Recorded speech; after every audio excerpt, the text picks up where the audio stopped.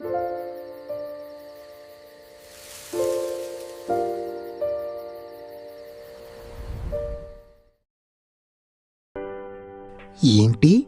ఈ అబ్బాయి ఒక్కడే ఒంటరిగా కూర్చుని ఏమాలోచిస్తున్నాడు అనుకుంటున్నారా? అసలు ఏం జరిగింది అంటే, ఈ అబ్బాయి పేరు రాహుల్. 10వ తరగతి చదువుతున్నాడు. ఎగ్జామ్స్లో చాలా తక్కువ మార్కులు వచ్చాయి. స్కూల్ నుంచి ప్రోగ్రెస్ రిపోర్ట్ ఇచ్చి, రాహుల్, ఈసారి నీ మార్కులు ఆశించిన స్థాయిలో లేవు. ఈ ప్రోగ్రెస్ రిపోర్ట్ మీద మీ నాన్న సంతకం తీసుకుని రేపు తీసుకురా. ఆ మాట విన్న రాహుల్ గుండె వేగంగా కొట్టుకుంది. ఆ రాత్రి తన గదిలో ఒంటరిగా కూర్చొని చాలా ఆలోచించాడు. నాన్నకి చూపిస్తే చాలా కోప్పడతారు. ఏం చెయ్యాలిప్పుడు? సరే, ఈ ఒక్కసారి ఇలా చేస్తే ఎవ్వరికీ తెలీదు. భయంతో ఒక తప్పు నిర్ణయం తీసుకున్నాడు. తన నాన్న సంతకాన్ని చూసి ప్రోగ్రెస్ రిపోర్ట్ మీద తానే సంతకం పెట్టేశాడు.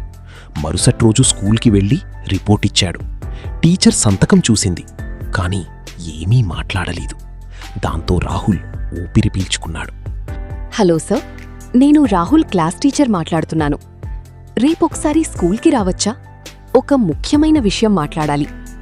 ఇప్పుడు ఏం జరుగుతుందో చాలా భయంగా ఉంది. మరుసటి రోజు రాహుల్, అతని నాన్న ఇద్దరూ స్కూల్కి వెళ్లారు. సార్, ఈ రిపోర్ట్ మీద ఉన్న సంతకం మీది కాదు. రాహుల్ భయపడి మీ సంతకం తానే పెట్టాడు. అందుకే మిమ్మల్ని పిలిపించాల్సొచ్చింది. టీచర్ జరిగిన విషయం మొత్తం చెప్పింది.